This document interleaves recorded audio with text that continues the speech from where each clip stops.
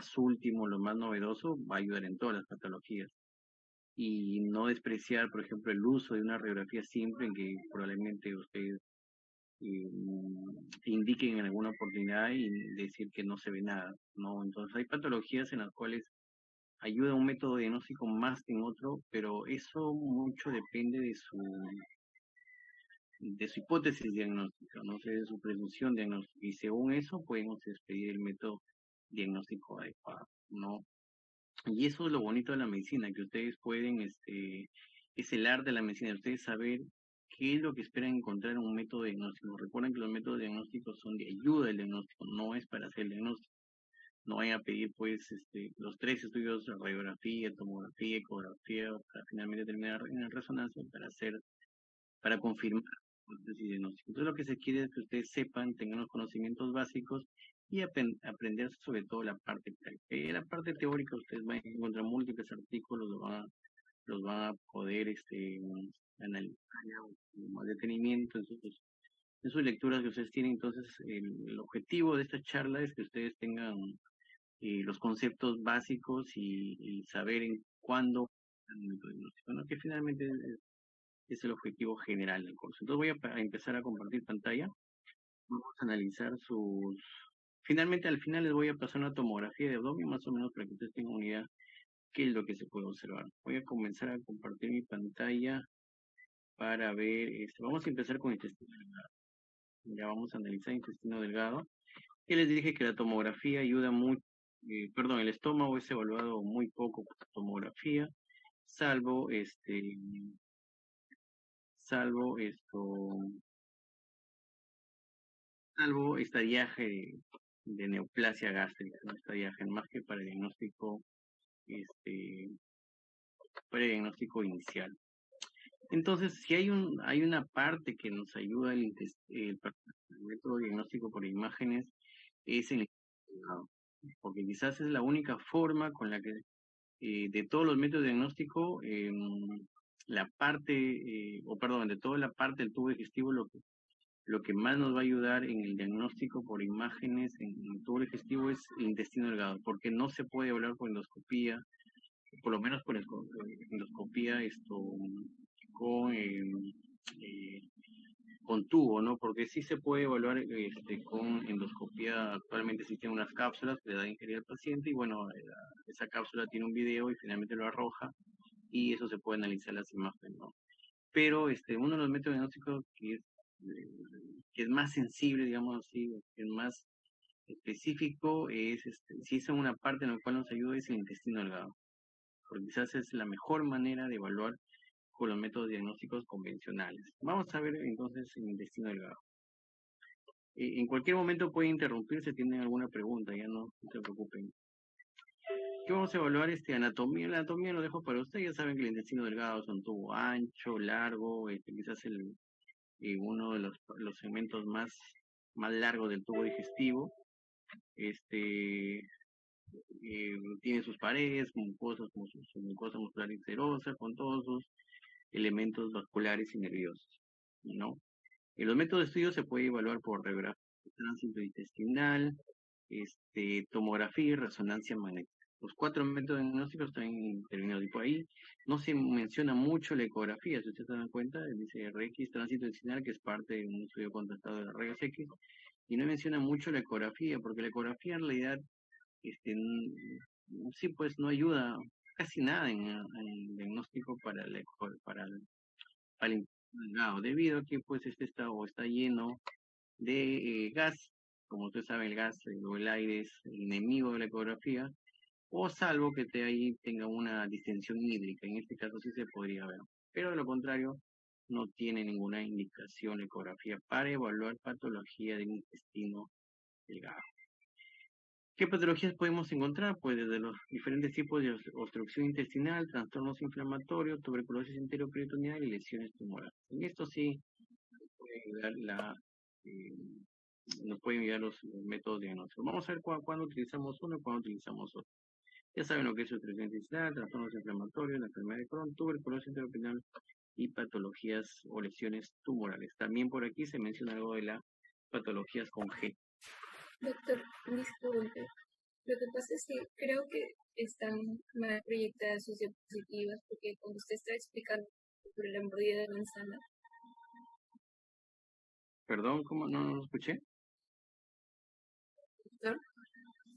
¿Sí, me escuchan? Hola. Sí se le escucha, doctor, pero creo que sus diapositivas tenían como un ligero delay. ¿Ya está mejor? Y las tiene en versión pequeña, ¿no? No, con la versión normal. Ahorita sí están en pequeña, pero ahorita ya le Ya las vemos de nuevo proyectadas en grande. están en índice o tabla de contenidos, ¿verdad? Sí. Ya que, bueno, la anatomía ya los dejo para que lo lean ustedes, además ya lo deben saber. Lo que les comentaba es que dentro de los métodos de estudio diagnóstico no está considerada mucho la ecografía, casi nada en realidad para evaluar intestino delgado. ¿Qué patologías podemos? Patología intestinal, trastornos inflamatorios, tuberculosis enteroperitoneal y lesiones. También está contenida la patología congénita. El recuerdo anatómico, ya saben que tiene adversidades, las famosas válvulas conniventes, que son unas válvulas que van de extremo a extremo.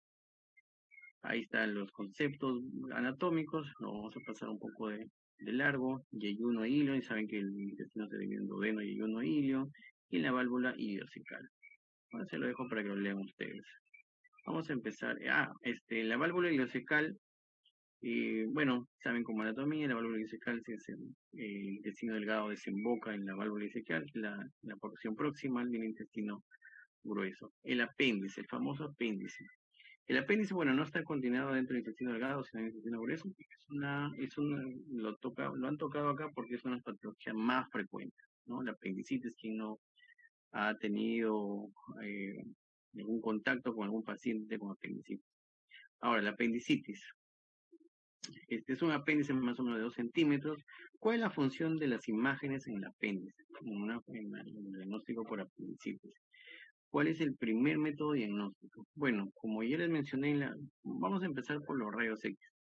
Los rayos X, les mencioné en la clase de radiografía de abdomen que por rayos X pues no tiene un valor muy importante, salvo que algunos signos que son muy inespecíficos, como el borramiento de la grasa properitoneal o encontrar el famoso apendicolito. Pero como recuerdan, las causas del apendicitis causada por una de las causas de la apendicitis causada por un apendicolito no pasa del 20%, o quizás menos del 10%. Si encontrar un apendicolito en una apendicitis es muy poco probable. La gran mayoría de causas del apendicitis, pues por el proceso inflamatorio o por un proceso, básicamente inflamatorio viral o por un proceso inflamatorio eh, linfático, ¿no? Un proceso inflamatorio de ganglios.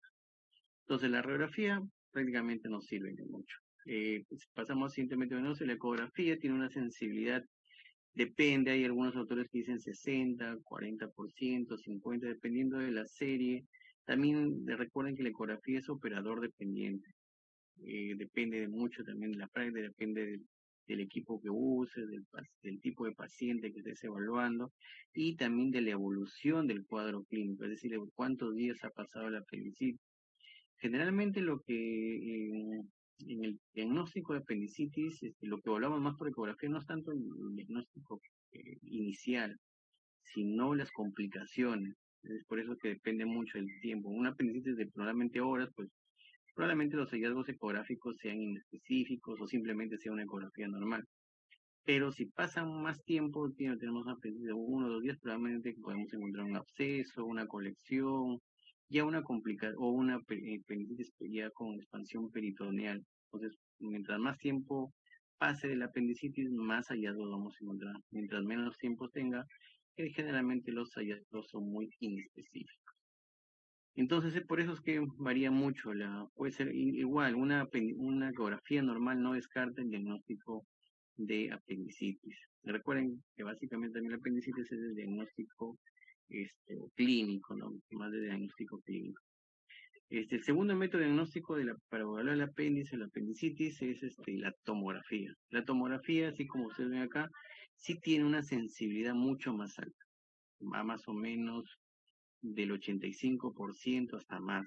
Y no importa la fase en la que está, o sea, puede ser una apendicitis leve o puede ser una apendicitis severa, igual se van a ver las complicaciones. Y si sobre todo tiene un valor, hay un tipo, recuerden que el apéndice, así como ustedes ven acá, tiene muchas variaciones, o sea, la localización del apéndice. Por ejemplo, las apendicitis retrosecales, es decir, las apendicitis que el apéndice cuando se coloca detrás, como ustedes ven acá, se coloca detrás del ciego, no es visualizada por ecografía, porque está detrás. El ciego lo que contiene generalmente es aire, y como el aire es el peor enemigo de la ecografía, pues no se va a ver detrás.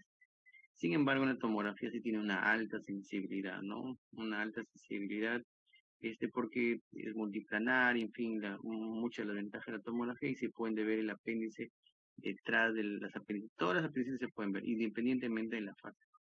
Se pueden ver sus publicaciones, entonces la sensibilidad es mucho más. Es más, en Estados Unidos, por ejemplo, muchas series hablan, ya no se pide la ecografía para o para sospecha de apendicitis, sino pasan directamente a tomografía.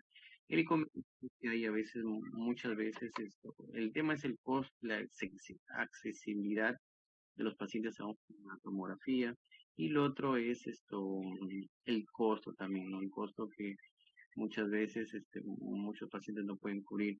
Y lo otro es que básicamente la mayoría de cirujanos, bueno, así dolor en fosa ilíaca derecha con leucocitos elevados, pues básicamente el diagnóstico de apendicitis. Así que va más por el tema de ese lado. El cirujano lo que quiere ver o los clínicos lo que quieren ver mayormente si hay algún tipo de complicación, más que el diagnóstico inicial. Resonancia magnética obviamente no se pide para la apendicitis, ¿no? Resonancia magnética, no es que no, por el tema de acceso, no es que no puede ser el diagnóstico, puede ser el diagnóstico sí, solo que es el tema de logística, o sea, no es accesible, es muy costoso, en fin, entonces por eso casi, pero si se puede hacer, obviamente el diagnóstico es mucho más fino y mucho más alto. Eh, bueno, eso es con respecto a apendicitis. Otro de los estudios es ver ya el colon, el intestino delgado en sí. Para eso tenemos, ver el intestino delgado en sí. Todo el intestino delgado se conoce como el método convencional. Es un estudio contrastado de la radiografía simple. Se conoce como un tránsito intestinal. ¿Qué es este tránsito intestinal? No es más que un estudio contrastado en el cual al paciente se le toma una serie de radiografías. En este caso tenemos radiografía simple, este es el tránsito intestinal, esta es la tomografía y esta es la resonancia magnética. En cuanto a los rayos X, este es el tránsito intestinal, es un estudio contrastado en el cual, de radiografía simple, en el cual se le hace tomar al paciente, puede ser contraste iodado, puede ser sulfato de bario, ¿no? La sustancia baritada. Entonces le hace tomar al paciente y se toman radiografías seriadas, más o menos unas 4 a 5 radiografías en diferentes tiempos, a la media hora, a la hora y media, hasta las 2 horas.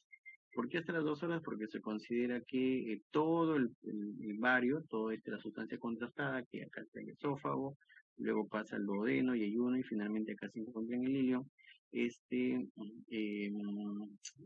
todo ese recorrido demora hasta 2 horas.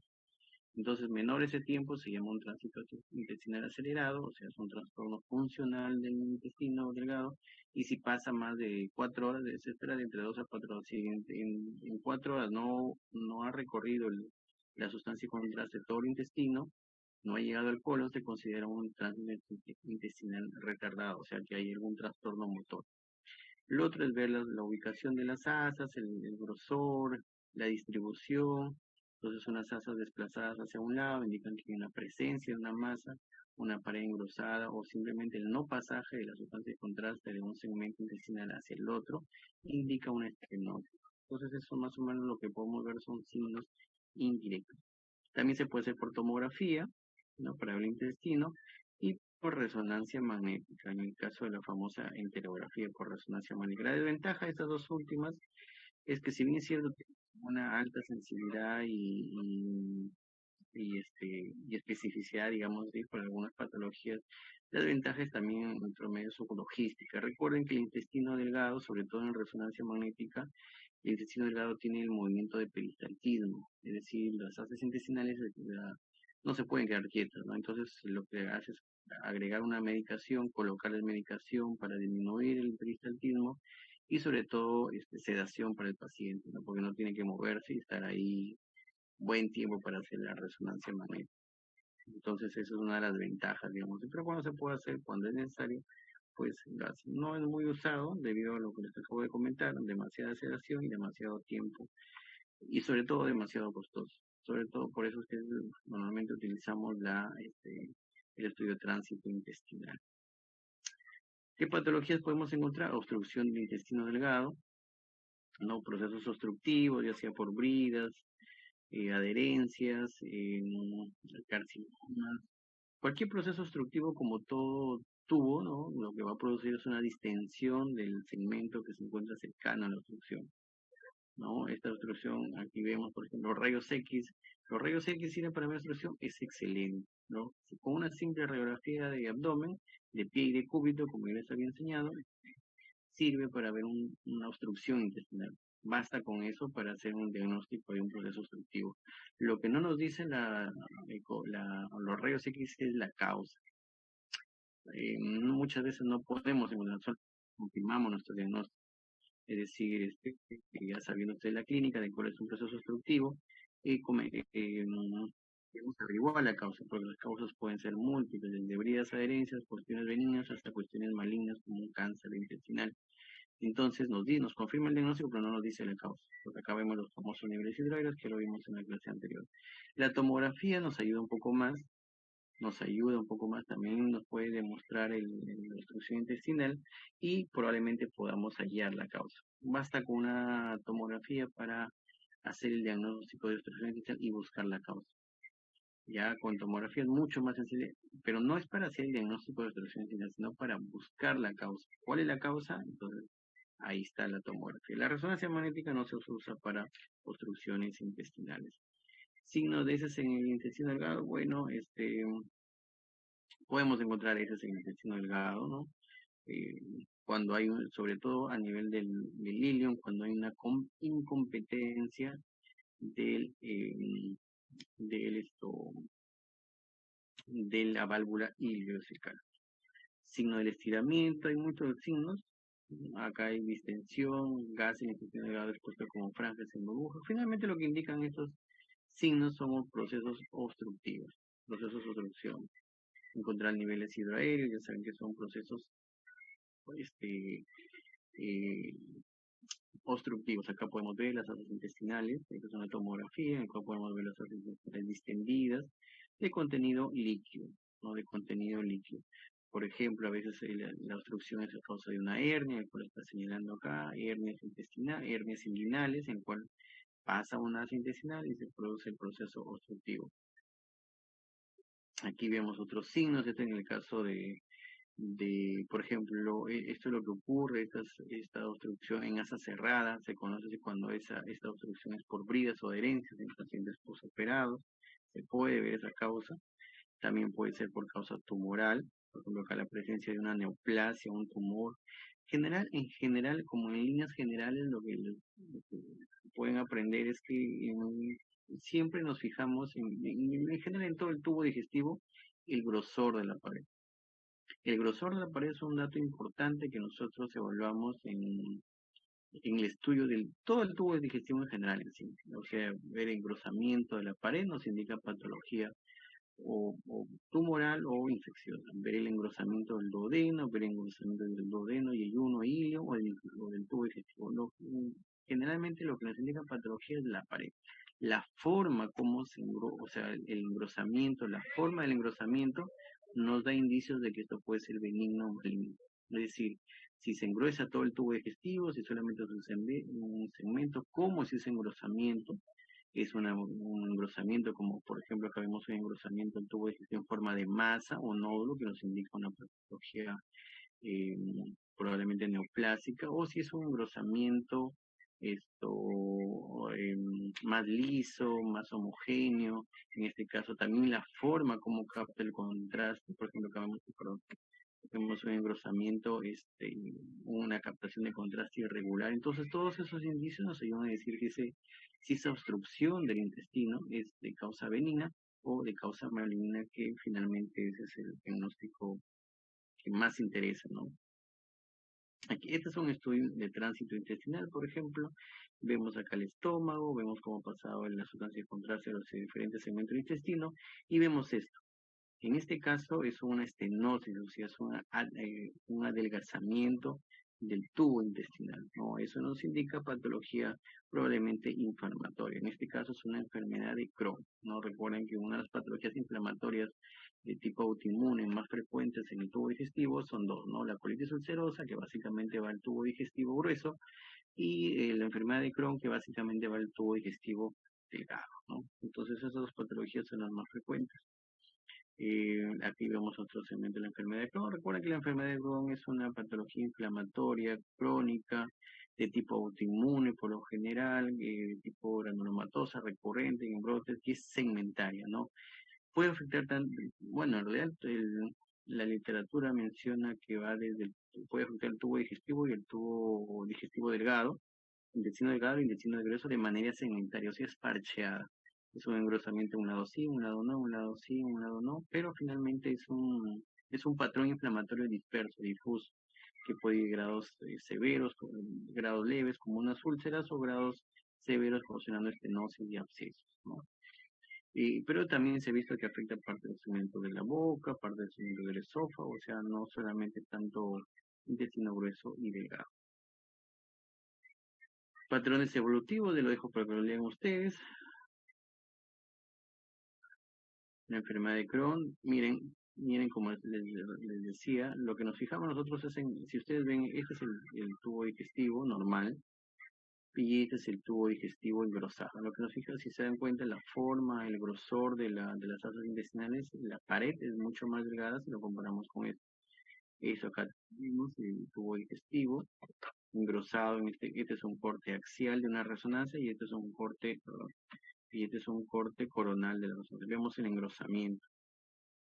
Lo que vemos engrosamiento. Si es un engrosamiento parcheado, difuso, sospechamos de una patología inflamatoria. Si es un engrosamiento focalizado, único, estamos en un proceso inflamatorio unifocal o estacionario.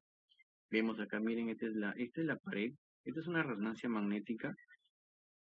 Este es el tubo digestivo normal y este es el tubo digestivo engrosado. Acá vamos la pared del tubo digestivo, y esto tiene casi una correlación del 100% con una endoscopía.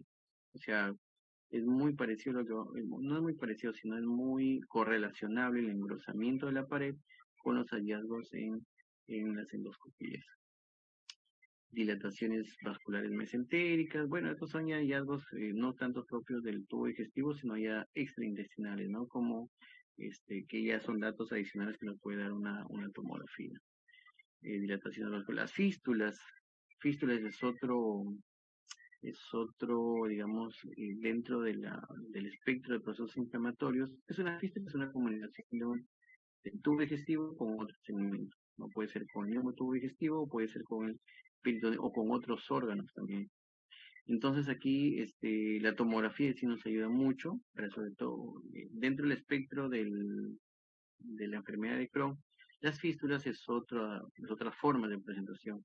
Entonces podemos encontrar fístulas entre tubo digestivo, entre asas delgadas, ¿no? Entre, por ejemplo, duodeno y yeyuno ilio, o entre ilio, en fin, o también dentro del tubo digestivo grueso, delgado, del tubo digestivo grueso con otros órganos adyacentes. Entonces, esas son las fístulas, son procesos más severos de procesos inflamatorios que generalmente la tomografía nos ayuda mucho. Abscesos, o sea, colecciones, una vez que se engruesa, o que ya el proceso inflamatorio ha pasado hacia la cavidad peritoneal, o sea, ha roto, eso ha sido un proceso inflamatorio severo en cual se ha roto la pared del tubo digestivo, entonces el contenido intestinal sale hacia la cavidad abdominal. Lo que va a ocurrir es que se va a formar una colección o un absceso, ¿no? Un absceso no que viene a ser más una colección que va a contener pus, y obviamente como hay pus también hay aire. Entonces esa es los abscesos son colecciones extraintestinales por fuera, ya cuando los procesos más severos ya ha sido capaz de romper la pared intestinal. Y otras patologías también, bueno, acá en Perú en realidad hay varios, ¿no? Se presentan muchos tipos de tipos de tuberculosis. Dentro de ellos está la tuberculosis enteroperitoneal. O sea que es una tuberculosis que se encuentra en el intestino, una tuberculosis intestinal, y finalmente a veces pasa a la parte enteroperitoneal. Dice acá que es rara, pero en realidad no es muy rara. Hay muchos casos de tuberculosis enteroperitoneal en el Perú, sobre todo en el Perú, ¿no? La tuberculosis puede alcanzar el tubo digestivo a través de la sangre, el linfa o por contacto directo.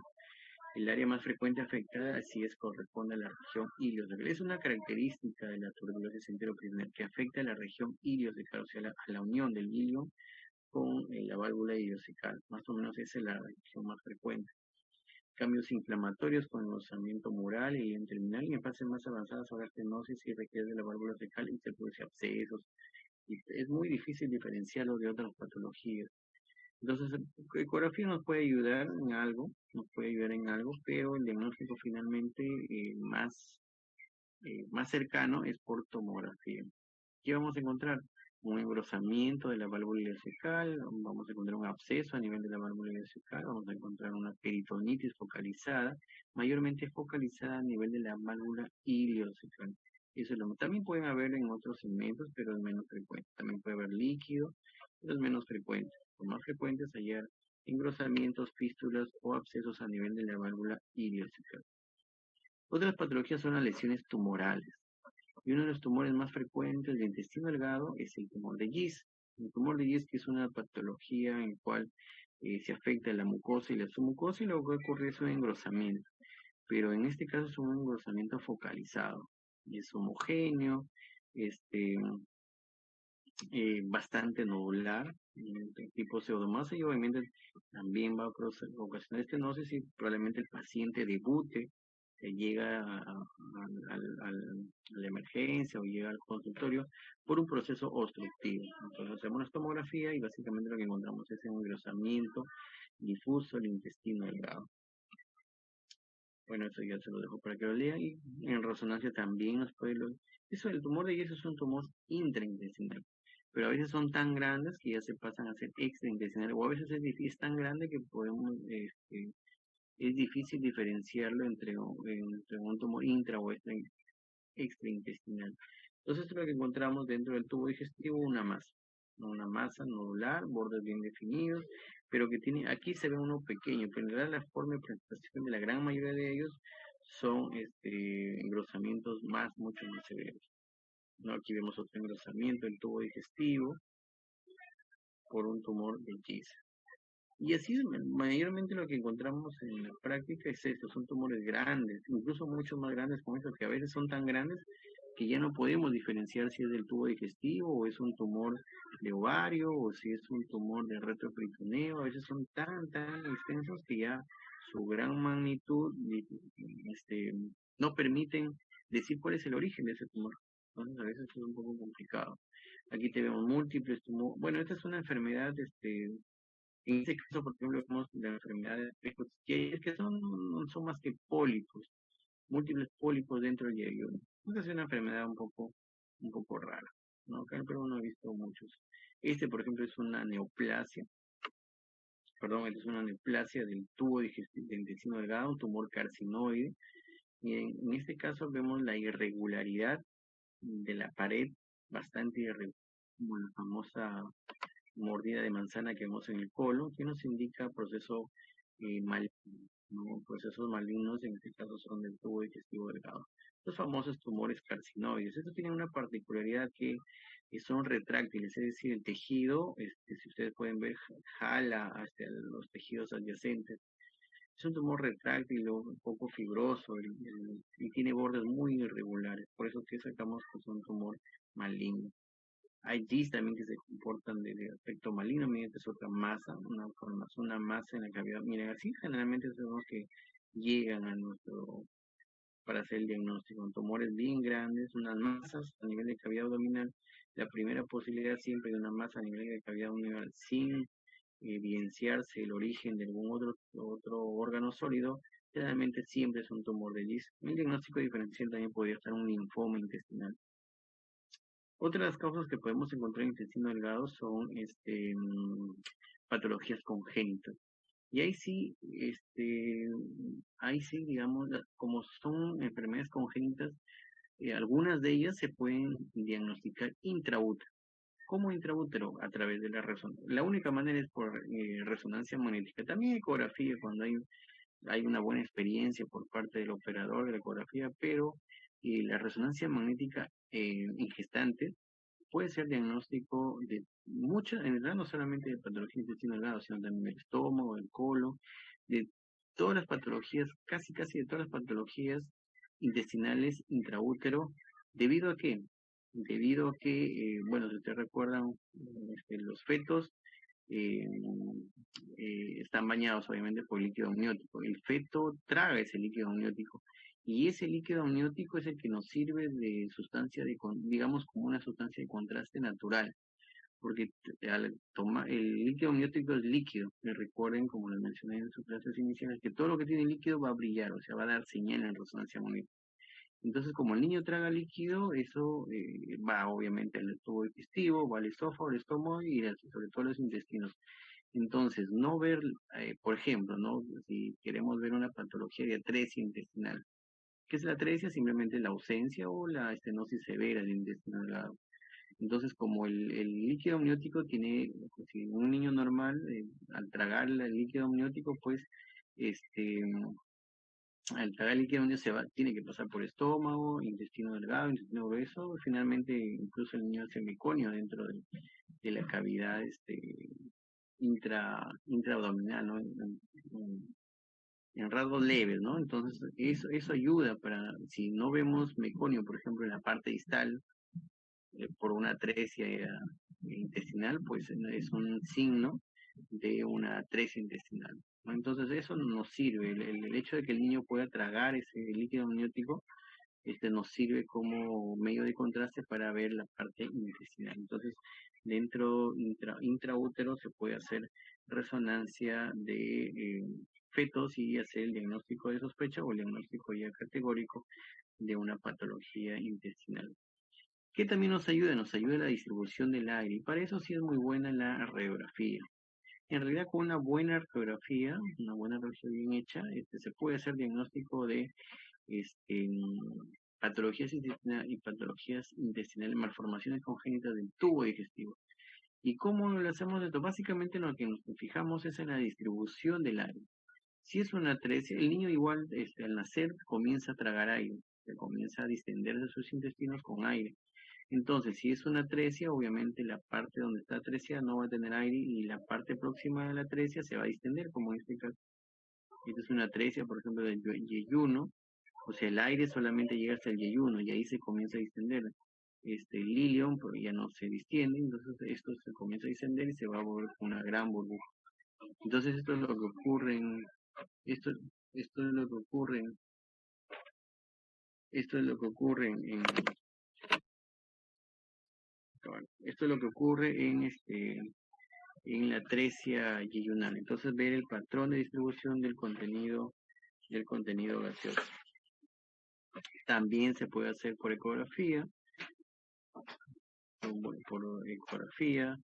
la otra atresia duodenal. En este caso ya hemos utilizado, este es un estudio de radiografía simple donde vemos acá distensión del estómago con aire, se ve rayo lúcido porque ha tragado aire y acá está el duodeno, ¿no? Acá, y aquí hice un estudio contrastado, y acá se le ha dado al niño de beber leche con sustancia de contraste, y por eso se ve el radioparto. Este es el estómago y este es el duodeno, y ahí nomás queda, ¿no? Porque está atresiado, hay una atresia, una ausencia o una estenosis severa del duodeno. Quistes de duplicación también pueden ser visualizados. En tomografía casi no usamos para el diagnóstico en niños. Radios de excepciones, recuerden la radiación muy alta, entonces por lo general no es de mucha ayuda. No es que no sea de mucha ayuda, sino que tratamos de cuidar un poco a los niños con el tema de la radiación, salvo que el beneficio supere el riesgo, ¿no? También pueden ser, como es líquido, también se pueden ver en ecografía. Todo lo que es líquido, recuerden que se puede ver mucho mejor en ecografía. Entonces, conclusiones. Primer punto número 1. Para ver obstrucciones sirve la radiografía simple. La obstrucción intestinal sirve la radiografía simple o contrastada para hacer el diagnóstico. Y ya están anomalías congénitas. Para ver neoplasias, procesos inflamatorios, ahí sí la radiografía pierde sensibilidad.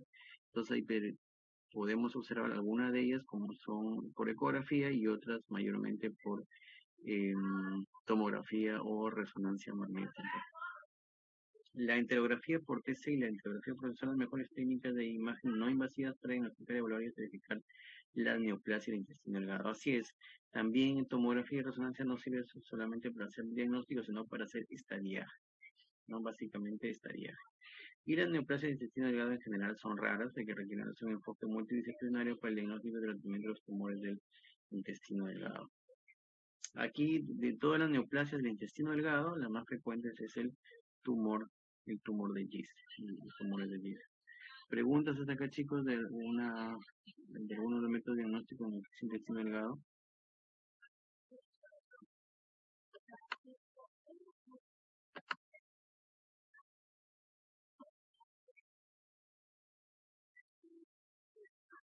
Nada, todo conforme. Vamos a pasar a lo que es intestino grueso.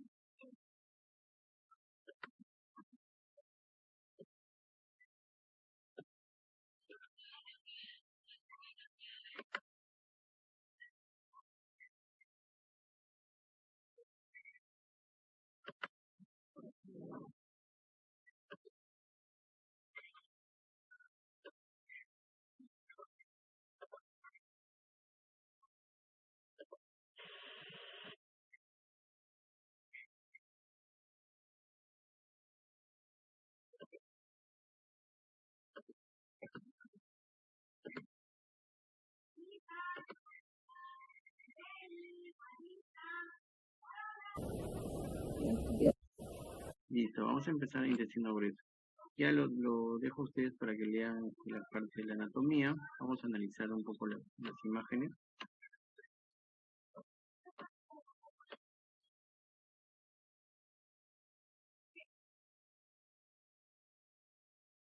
A ver, ¿qué es lo que podemos analizar en intestino grueso? El intestino grueso desde el punto de vista radiológico,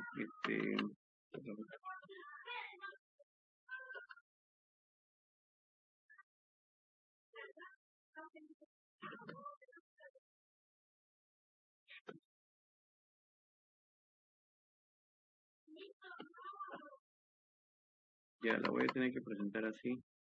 Esto lo dejo para que usted, uno de los estudios más frecuentes y utilizados dentro de lo que es el intestino grueso es el estudio dentro de la radiografía simple, es el estudio, perdón, por radiografía simple no se va a poder ver el intestino grueso.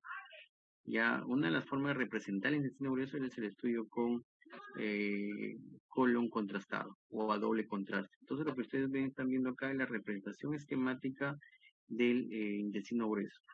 No, colon ascendente, colon descendente, colon transverso y el colon sigmoides, el sigma, el colon sigmoides. ¿Cómo se realiza este estudio? Es colocar un enema de aire y colocar un enema de aire y contraste. ¿Por qué se llama doble contraste? Porque contienen los dos contrastes, el enema, la sustancia de contraste varitada y aire. Por eso se llama doble contraste. Consiste en colocar al paciente este enema de contraste y aire para poder visualizar todos los segmentos. Una de las quizás de las novedades que ustedes pueden encontrar dentro de los métodos de diagnóstico radiológico es la tomografía, y en esta es la colonoscopía virtual. ¿En qué consiste la colonoscopía virtual? Pues es un estudio tomográfico en el cual básicamente lo que nosotros podemos hacer es visualizar el interior del tubo digestivo. Visualizar el interior del tubo digestivo. Visualizar el interior del tubo digestivo con de manera virtual. O sea, podemos hacer la colonoscopia de manera virtual. Podemos viajar por dentro del tubo digestivo y poder ver pólipos, neoplasias, estenosis, lo mismo que hacemos, que se podría hacer una colonoscopia.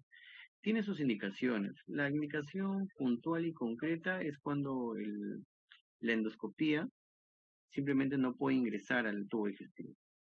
Es decir, es una colonoscopia frustra por diferentes motivos, por diferentes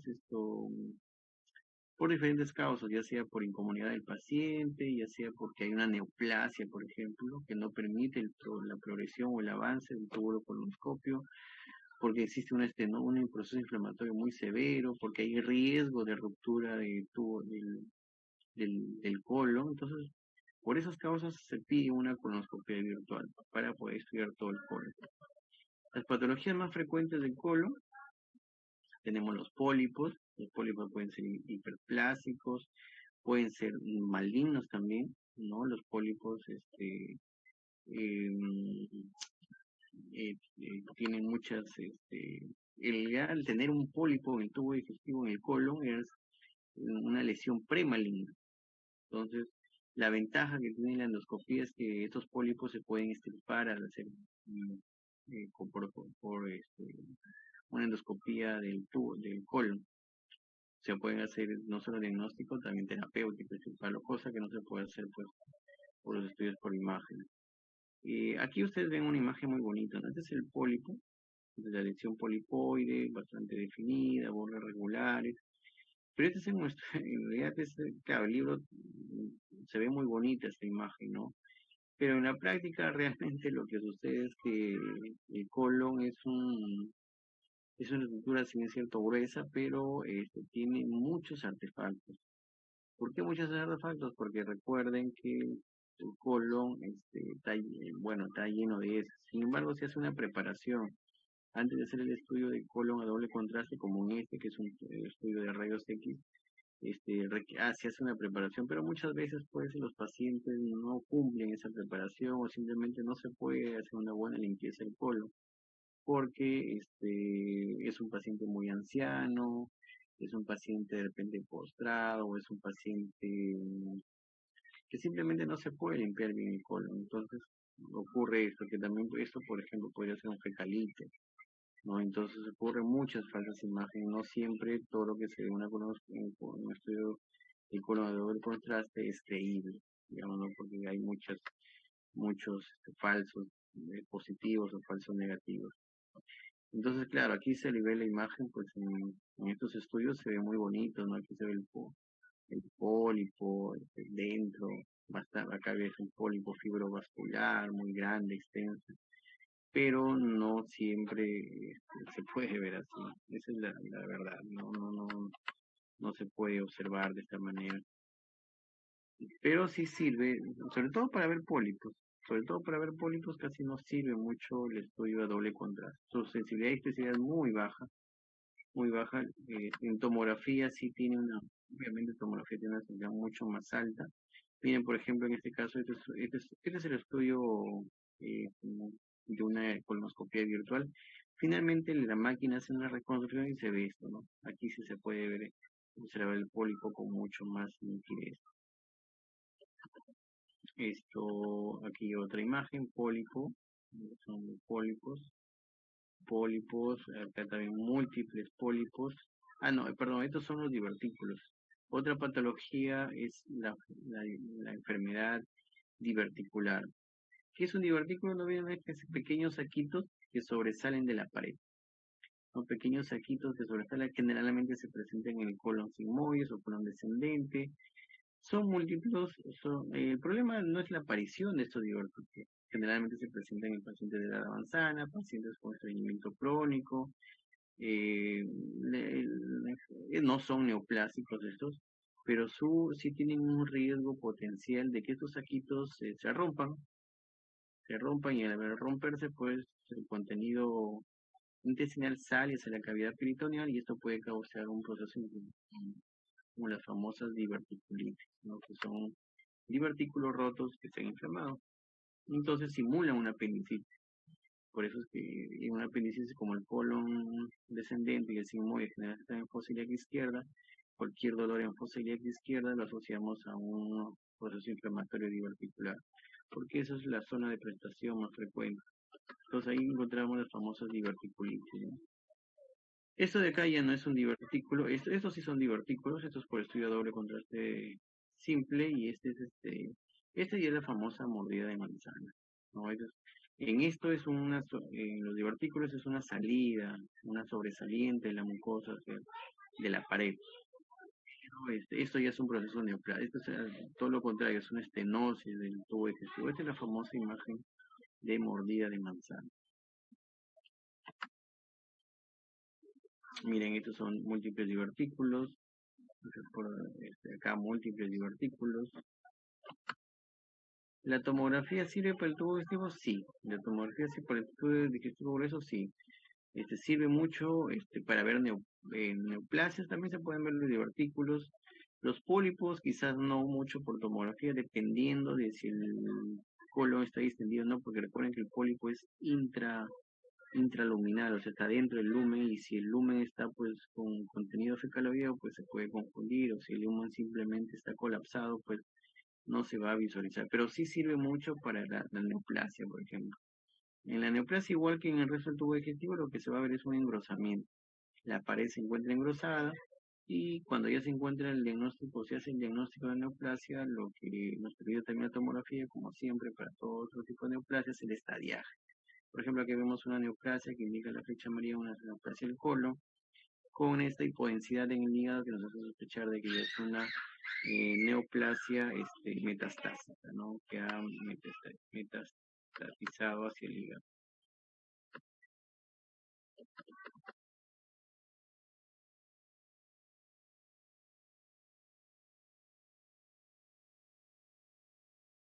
Lo otro es procesos obstructivos también del colon. Uno de ellos es el vólvulo sigmoides, ¿no? ¿Qué es el vólvulo sigmoides? Pues es la rotación del sigmoide sobre su eje, ¿no? También se pueden ver en rayos X con el famoso signo del grano de café, ¿no? Como acá lo vemos, signo del grano de café, que es una distensión severa del colon sigmoides, y lo que vamos a ver es una gran zona radiolúcida. También se puede ver con el estudios contrastados, y la tomografía obviamente es mucho más sensible. Generalmente con eso nada más se puede hacer diagnóstico con esos dos, con una radiografía simple y la tomografía. Resonancia para esos casos no solemos pedir, porque el diagnóstico es bastante confiable en una tomografía. Aquí vemos, miren, esta es la tomografía con una gran distensión. Este es el área distendida del colon sigmoide, obviamente lo que va a tener es aire, ¿no? Contiene aire, y este es el famoso signo del grano de café. Ustedes pueden ver acá esta imagen. En el centro está el eje rotado, ¿no? El centro de la rotación. Esta imagen ayuda mucho. Ecografía, bueno, ecografía para colon, para obstrucciones no sirve, igual porque puede contener aire. Lo que sí se puede observar, y de manera con una gran experiencia, es el engrosamiento del colon, ¿no? El engrosamiento de la pared, que es la famosa imagen en pseudo riñón, que nos indica una neoplasia, ecografía, pero su sensibilidad también es muy baja, no es tan alta. ¿No? En este caso, porque nos está indicando una ecografía de una apendicitis. Como ya les había explicado, la apendicitis tiene una sensibilidad entre el 60-70%. Lo que se puede ver es el apéndice inflamado, pero eso depende mucho de la experiencia, del equipo, del tipo de paciente, de la localización del apéndice. Como les había mencionado, las apendicitis retrocecales no son diagnosticadas por ecografía. Lo que sí podemos ver son las complicaciones, como el caso de las colecciones, abscesos o procesos inflamatorios peritoneales. La otra enfermedad es dentro de los procesos inflamatorios, es la famosa colitis ulcerosa, ¿no? La colitis ulcerosa, que es un proceso inflamatorio muy similar a la enfermedad de Crohn, ¿no? La enfermedad de Crohn, que es un proceso inflamatorio de tipo autoinmune, pero la característica es que la colitis ulcerosa, como su nombre mismo le dice, solamente afecta el intestino grueso, ¿no? Muy frecuente al intestino grueso, nada más, por eso se llama colitis ulcerosa. Tiene diferentes hallazgos radiológicos, afectan la mucosa, su mucosa, tienen dentro de su el signo de la tubería de plomo, ileitis, pseudopolis, en fin, tienen una gran variedad. Lo que importante es que ustedes aprendan que la colitis ulcerosa afecta al, al intestino grueso y sobre todo la diferencia con la eh, enfermedad de Crohn es que esta es continua. Es decir, comienza del ciego, va hacia el colon transverso, colon descendente, sigmoides y es continuo. Mientras que en la enfermedad de Crohn es parcheado, o sea, segmentario. En esta no es todo continuo. Y aquí vemos, este es un proceso inflamatorio, es un estudio contrastado de colon, con sustancia y contraste, obviamente, y se ve el proceso inflamatorio, la pérdida de las austras. Aquí vemos, esta es la imagen en tubo de plomo. Se han perdido las austras, como ustedes pueden ver, la pared es muy lisa, con áreas estenosantes, y se han perdido las austras. Es una de las características, otra manera de presentarse la colitis ulcerosa. Tomografía y resonancia también ayudan. Miren, este es un proceso inflamatorio crónico, este es el colon sigmoides. Este es un proceso inflamatorio crónico o engrosamiento de la pared, captador de contraste. Aquí vemos el ciego con heces, normal. Y en resonancia magnética también nos puede ayudar, ¿no? Pero básicamente en resonancia magnética no pedimos para hacerlo, ¿no? Basta con una tomografía, es suficiente para hacer el diagnóstico. Aquí vemos el engrosamiento en el recto, en este caso, de la pared rectal. Otra de las, bueno, en realidad otras patologías es el megacolon tóxico, porque básicamente es una complicación de la colitis ulcerosa. ¿En qué consiste? Que la pared, como está muy inflamada, se debilita y lo que va a producir es una gran distensión del colon ascendente o del colon transverso. No se distiende y es una complicación tóxico sistema, que el riesgo de perforación es muy, muy alto. Otras patologías del tubo digestivo, las malformaciones anorrectales, ¿no? Del ano y el recto. Malformaciones que pueden ser atresias, pueden ser duplicaciones, puede ser fístulas, estenosis. Una de las cosas que es muy utilizada en la radiografía, sobre todo simple, es la atresia del ciego, por ejemplo, o ¿cómo se llama esto? La atresia anorrectal, ¿no? En el cual no hay desembocadura, no hay recto, porque hay una genesia en el recto. Entonces lo que ocurre, como no hay recto, pues todo el aire no va a poder ser expulsado, entonces todo el aire se encuentra ahí dentro del intestino grueso y hasta dentro del intestino delgado, y se van a ver distensión, áreas radiolúcidas. Y una manera, este es el famoso estudio del invertograma. ¿En qué consiste este invertograma? En que el niño, acá como ustedes pueden ver, al recién nacido, se le acoge de los pies hacia arriba, la boca hacia abajo, y obviamente el aire tiende a subir. ¿No? El aire por efecto de física, ¿no? Va a tender a subir hacia las partes superiores. Entonces, como no hay comunicación, no hay salida del recto, simplemente es una genesia del recto, pues vendría a ser el recto, es un reparo que se ha colocado metálico. Entonces lo que se va a ver es el cabo distal, ¿no? Entonces aquí termina el recto. No hay comunicación del recto con el ano, entonces eso es una atresia, una genesia del recto. Y ese es el famoso invertograma. Con ese sencillo método se hace el diagnóstico de una malformación o una genesia anorrectal. Acá vemos otro estudio, mira aquí vemos el cabo distal del ciego, y aquí no vemos nada, no hay aire, no hay comunicación. Aquí está, digamos, el recto, ese es el reparo, y ese es el famoso invertograma. Lo que se hace simplemente es colocar al niño, que se producen por este proceso inflamatorio, a veces son también congénitos. En este caso lo que estamos viendo es un estudio contrastado. ¿Qué es lo que hacemos? Colocamos este contraste, por ejemplo, en la vejiga, y si hay alguna fístula, obviamente la fístula, este estudio va a demostrar que hay un pasaje del contraste de la vejiga, o en este caso será recto, a través de una fístula, ¿no? Eso es lo que hacemos con estos estudios contrastados. Acá vemos, por ejemplo, le colocamos sustancia de contraste en la vejiga, y aquí será recto, ¿no? Es la fístula. También por resonancia magnética también nos puede ayudar, pero no usamos casi mucho resonancia magnética. Basta con un buen estudio contrastado por rayos X sirve para ver esta malformación. La otra patología es intussuscepción en niños. ¿Qué es la intussuscepción? No es más que la entrada, en términos simples, es la entrada del intestino grueso, del intestino delgado hacia el intestino grueso. O sea, es un montaje así como cuando ustedes tienen una antena, ¿no? Colocan un tubo, entra dentro del tubo.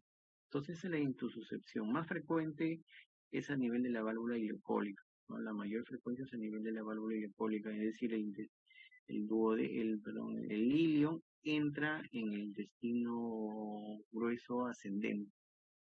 Entonces, esa es una intussuscepción más frecuente en niños. ¿Cómo se puede hacer el diagnóstico? Se puede hacer por rayos X, aunque para serles sincero, por rayos X muy pocas veces se puede visualizar una intussuscepción. Lo que sí más he visto es en ecografía. La ecografía, en este caso, sí nos permite hacer el diagnóstico de intussuscepción. Vemos el signo de la dona, ¿no? ¿Qué consiste el signo de la dona? Es un signo en el cual vemos un engrosamiento de la pared. Vemos como si ustedes han visto esa imagen de tiro al blanco, ¿no? Un bull, ahí donde colocamos el tiro al blanco, así más o menos el signo, muy parecido. Muy parecido a esta imagen, por eso que lo han puesto acá. Este es el signo de la dona, ¿no? En el centro, el, el- la pared, en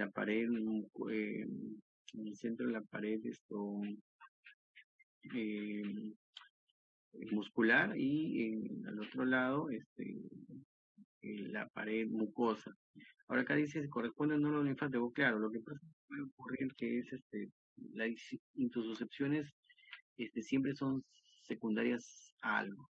Encontrar, por ejemplo, una intussuscepción en un adulto es pensar en una neoplasia. Es decir, había un tumor dentro, por ejemplo, un tumor GIS que está dentro del tubo digestivo delgado. Ese tumor se invagina dentro del tubo digestivo grueso y se forma la hablar, cuando encontramos, por ejemplo, una intussuscepción en niños, es básicamente a veces por problemas linfáticos, ¿no? Con adenopatía, una adenitis mesentérica que hace que se produzca. O a veces, también en la gran mayoría de los casos, las intussuscepciones son de tipo idiopática, no se sabe la causa. Entonces aquí vemos la imagen de pseudo riñón, de la intussuscepción, también se conoce como imagen de pseudo riñón, tiene varias definiciones. Lo otro es ver neoplasias, ¿no? Una neoplasia, el carcinoma, que no habíamos mencionado, pues es simplemente una irregularidad de la pared, ¿no? Que se puede ver en estudios contrastados, colon con enema, o en este caso vemos, por ejemplo, la imagen de mordida de manzana, ¿no? La imagen de mordida de manzana del colon, que básicamente nos indica un proceso, y la pared irregular que nos indica un proceso neoplásico, ¿no? Estas son otras imágenes. Aquí vemos una imagen de un carcinoma, colon. Aquí vemos la imagen de mordida de manzana otra vez. Claro, aquí, como les decía, las imágenes se ven muy, muy bonitas, pero no siempre es posible visualizarlo así. Otra vez irregular. Este es un estudio contrastado nuevamente, una imagen de mordida de manzana. La resonancia magnética rara vez pedimos para hacer estos diagnósticos. Salvo que haya mucha duda diagnóstica, ya podemos pasar a resonancia magnética, pero generalmente con buen estudio tomográfico se hace el diagnóstico. Muy bien, chicos, ¿alguna pregunta hasta acá? ¿Alguien tiene alguna duda o pregunta?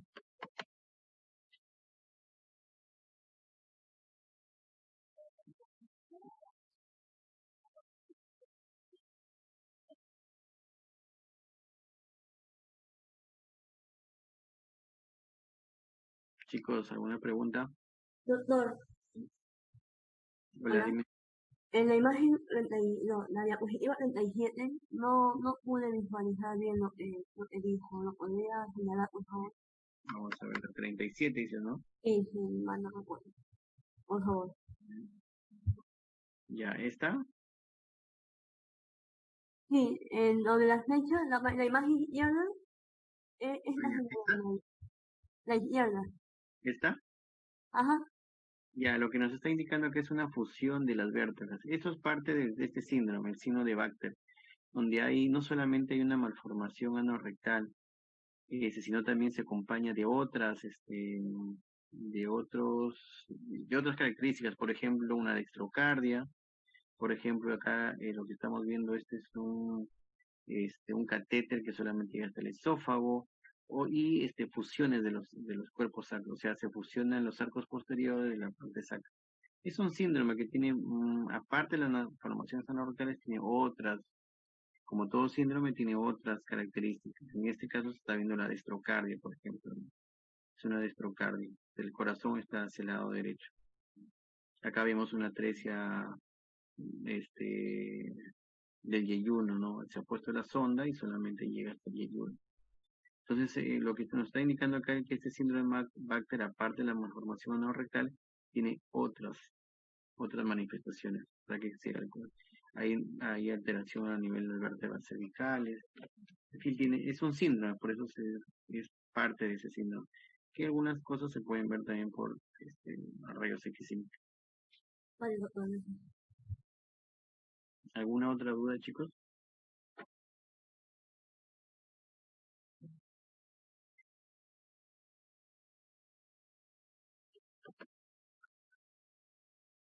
Listo, lo que les voy a presentar ahorita es una tomografía abdominal, ya más o menos para que ustedes tengan las partes de la tomografía. Voy a dejar de compartir pantalla y les voy a compartir una tomografía.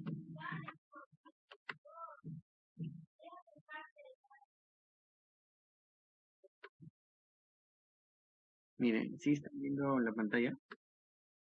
Sí, doctor. Ya ven el estudio tomográfico. Este es un estudio tomográfico abdominal. Ya, a ver, ¿qué vamos a reconocer acá? Vamos a reconocer primero unas estructuras. Este es el lado derecho del paciente y este es el lado izquierdo. Siempre por convención, su lado izquierdo de ustedes es el lado derecho del paciente. Ya eso ya está, ¿cómo se llama? Protocolizado. El lado derecho del paciente, perdón, su lado izquierdo de ustedes es el lado derecho del paciente. En este caso aquí vemos en el lado derecho está el hígado, este es el hígado. Esto es la columna, no, este es anterior, este es posterior, este es derecho, este es izquierdo. Aquí está la columna representada por la parte ósea, en la parte central el canal medular. Aquí está el hígado, la mayor glándula de la cavidad abdominal, y esto vendría a ser el estómago, la parte izquierda. Y en el centro, acá podemos visualizar lo que es la aorta, en la parte central. Vamos bajando, aquí ya comenzamos a ver la vesícula, acá está el riñón derecho, por acá, estas son las glándulas suprarrenales, por acá ya bajamos un poquito más, vamos bajando, acá está el otro riñón izquierdo, y esto es la cavidad estomacal, ¿no? Que contiene líquido. Y toda tomografía es acostado, por eso es que aquí se ve el nivel hidroaéreo, ¿no? Acá hay aire y acá hay agua. Acá, sin embargo, esta tomografía no es normal. Aquí podemos ver todo esto de acá es el tubo digestivo delgado que está de contenido líquido. Tiene líquido y en algunas zonas hay aire, por eso que aquí se ve hipodenso, ¿no? Y si nosotros podemos decir, ¿cómo puedes saber que eso es aire? Porque medimos la densidad, donde pongo la flecha y vamos a ver estos numeritos que aparecen aquí abajo, por acá. Entonces ahí pongo la flecha y miren cuánto marca, menos 988. Recuerden que aire es casi cerca a menos 1000. Entonces ahí está menos 900. Confirmamos de que eso es aire. Entonces ahí tenemos los niveles hidroaéreos. Miren, aquí se ve mucho mejor los niveles, ¿no? Aquí se ve líquido y aquí se ve el aire. Líquido, aire, líquido, aire, líquido, aire. Entonces esos son los niveles hidroaéreos, ¿no? Y aquí está la distensión hídrica de las aguas intestinales delgadas. Aquí estamos a nivel de la pelvis. Vamos bajando, estas son estructuras vasculares, por cierto, bastante tortuosas. Es normal encontrarlas así, pero esta paciente tiene tortuosidad. Miren, y aquí miren, esta es una obstrucción intestinal, porque estamos viendo niveles hidroaéreos. Y vamos a ver que la causa de esta obstrucción intestinal, vemos esto, miren, ven esto de acá, entonces estamos a nivel de la pelvis, la región inguinal, y esto vemos asas intestinales a nivel de la región inguinal derecha. Miren. Y esta obstrucción intestinal obedece a una hernia inguinal en el cual ya es una hernia inguinal complicada porque han pasado asas intestinales hacia la región inguinal. Entonces, obviamente, asas intestinales delgadas atrapadas en la región inguinal, en una hernia inguinal, lo que va a ocasionar es que todo lo demás, todo el contenido, esto, todo el contenido del tubo digestivo restante, pues se dilate, ¿no? Entonces, por eso esa obstrucción es secundaria a una hernia inguinal derecha. Entonces, aquí en la tomografía, por ejemplo, ahí encontramos la causa de la obstrucción intestinal. Y todo, obviamente, el estómago también está distendido, ¿no? Entonces, esto es más o menos lo que podemos encontrar en una tomografía. Y nos fijamos mucho en la pared. En la pared de las intestinas delgadas encontramos acá un engrosamiento de la pared y sospechamos de un proceso inflamatorio o un problema neoplásico. Ya según las características de captación de contraste, de los bordes, de la forma, de la región donde se encuentra, podemos sospechar de que es neoplásico o inflamatorio. ¿Alguna pregunta acá, chicos? No, doctor. Listo, entonces como ya listo, entonces creo que sería todo por el día de hoy. Doctor, Hola. no se olvide las diapositivas que le pedí. Ya aquí te lo mando a tu correo. Ahorita